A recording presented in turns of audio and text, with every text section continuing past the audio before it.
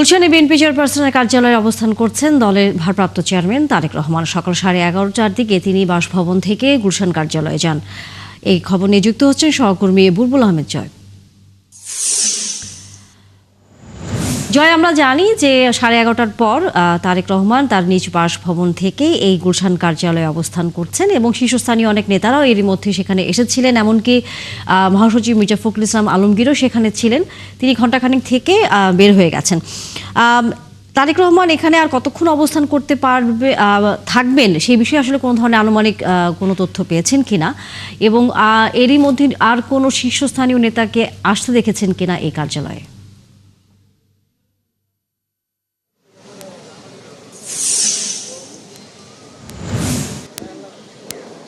তানিয়া যেমনটা বলছিলেন, আমি এখন রয়েছে মূলত বিএনপির চেয়ারপারসনের কার্যালয়ের সামনেই।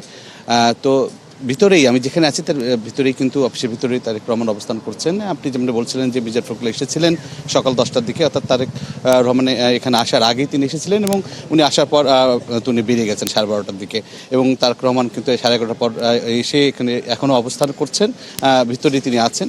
এবং আমরা যতদূর জানি যে সেখানে সাবেক স্বরাষ্ট্র প্রতিমন্ত্রী রহমান বাবর কিন্তু ভিতরেই আছেন এবং একটা সময় এসেছেন এবং এখনও কিন্তু তিনি ভিতরেই অবস্থান করছেন। এবং আজকে এর পরবর্তী তিনি কোথায় যাবেন সেই তথ্য আমাদের কাছে নেই, তবে ভিতরে এখনও পর্যন্ত বাবরের সাথে কিন্তু আছেন এবং তার সাথে কিন্তু কথা বলছেন। এবং একটু জানা রাখি যে আজকে তিনি হয়তোবা এরপর কোথায় যাবেন সেই তথ্য কিন্তু এখনও ভিতর থেকে আমাদেরকে জানানো হয়নি, সেটা এখনও জানতে পারিনি, হয়তোবা কিছুক্ষণ পর আমরা জানতে পারবো। তবে আমাদের কাছে তথ্য আছে যে এরপর অর্থাৎ সন্ধ্যার দিকে আরও কিছু নেতৃবৃন্দ, বিভিন্ন প্রতিষ্ঠানের প্রধান তারা কিন্তু আসবেন এবং তারেক রহমান তাদের সাথে সাক্ষাৎ করবেন। একটু জানিয়ে রাখি যে আজকে কিন্তু দ্বিতীয়বারের মতো তারেক রহমান তিনি অর্থাৎ মায়ের মৃত্যুর পর তিনি দ্বিতীয়বারের মতো আজকে এই কার্যালয়ে এলেন।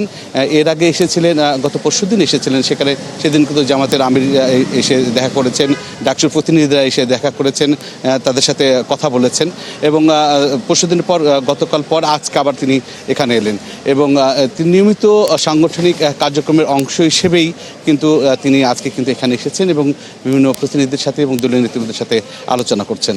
তানিয়া জয়, আরেকটি তথ্য একটু আপনাকে জানিয়ে রাখি যে বগুড়া 6 আসন থেকে তারেক রহমানের মনোনয়নপত্র বৈধ ঘোষণা করেছে সেখানকার রিটার্নিং কর্মকর্তা। নিশ্চয়ই সেই বিষয়ে দলের অন্যান্য নেতাকর্মীদের কাছ থেকেও প্রতিক্রিয়া পাওয়া যাবে আশা করি।